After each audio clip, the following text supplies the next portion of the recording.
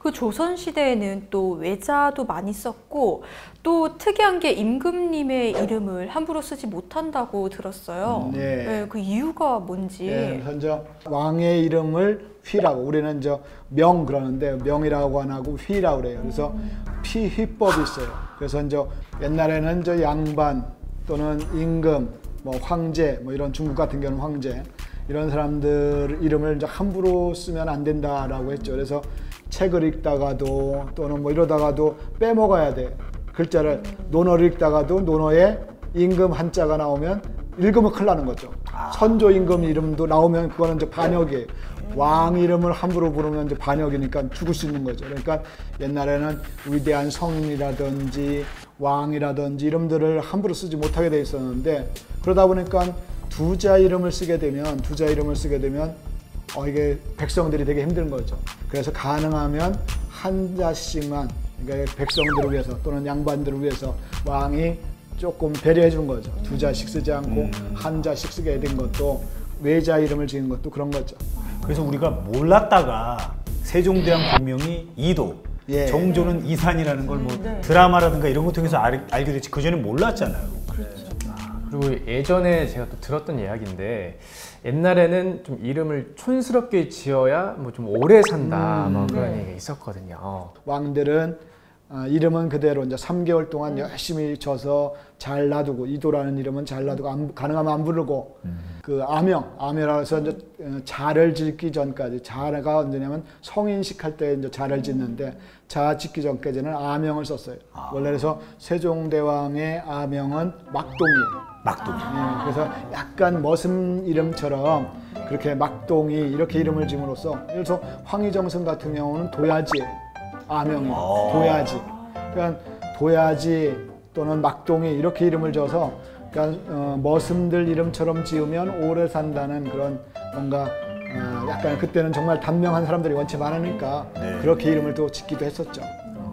그 양반들은 또 이름은 하나인데 또 호가 여러 개를 호를 뭔가 이렇게 돌려 쓰는 듯한 뭐 그런 느낌도 있더라고요. 그러니까 이름을 함부로 부르면 일찍 죽을 수도 있다라는 것 때문에 이름은 가능하면 안 부르고, 대신 호를 많이 해가지고 호를 지음으로써 뭐 저승사자가 못 찾아오게끔 하는 것도 있고, 또 이름을 감추는 것도 있고, 뭐 이런 것들이 있어서 호를 정말 많이 줬죠. 그래서 추사 김정희 같은 경우는 500개의 호를 가지고 있으니까 뭐 엄청난 거죠. 추사는 그 중에 하나군요. 그렇죠. 추사는 그 중에 하나니까 본인도 아마 본인 호를 기억 잘 못할 수도 잘 있으니까 500개를 다 기억하기도 좀 상황에 따라 그러면 호를 바꿔서 쓴 건가? 왜 그렇게 많이 지었던 거죠? 그냥 뭐 그렇게 많이 지으면 꼭 장수하고 건강할 거다라는 뭐 그런, 그래서 더 많이 짓기도 하고, 또 뭐 친구가 선물하기도 하고, 본인이 이제 짓기도 하고, 스승이 져주기도 하고, 뭐 이렇게 짓다 보니까 엄청나게 많아지는 거죠.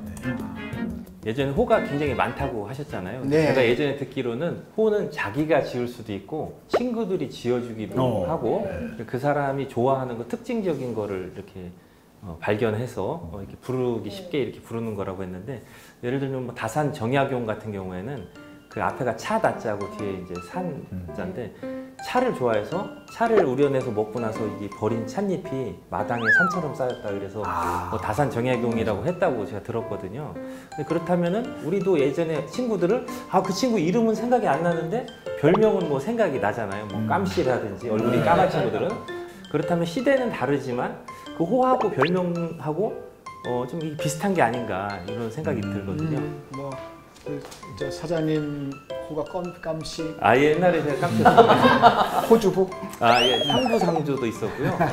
뭐 일단 성격을 담아서 하는 경우도 있고, 뭐 고향 이름을 따서 하는 경우도 좀 있고, 예를 들어서 김대중 전 대통령 같은 경우는 후광인데, 후광은 자기 그 고향 이름이 후광리였고, 그 다음에 김영삼 전 대통령 같은 경우는 거산인데 거제도에 있는 산 이름이 거산이었고, 그 다음에 정주영 같은 경우는 북한 쪽에 있는 강원도에 아산이 있었는데 거기 지명을 따서 아산이라고도 하고, 뭐 이렇게 상황에 따라서 뭐 다양하게 성격을 따서 하는 경우도 있고, 지명을 따서 하는 경우도 있고, 뭐 친구가 져주기도 하고, 뭐 이런 것들이 있기 때문에 뭐 다양하다고 봐야 되겠죠. 또 옛날에는 또 일찌감치 그 당쟁 때문에 또 잘못하면 사람이 죽어가기도 하고 그러니까 나는 물러나 있다라고 강조하기 위해서 뭐 태계 이런 것처럼 물러날 태자에 계곡으로 물러나 있어. 나 정치에 관여 안 할 거야. 뭐 이런 식의 의미들을 가지고 있기도 하고요. 옛날에는 먼저 여자분들 같은 경우도 청주댁 이것도 어떻게 보면 호라고 봐야 되겠죠. 청주댁 뭐 안양댁 뭐 이런 것들도 다 호라고 봐야 되겠죠. 네.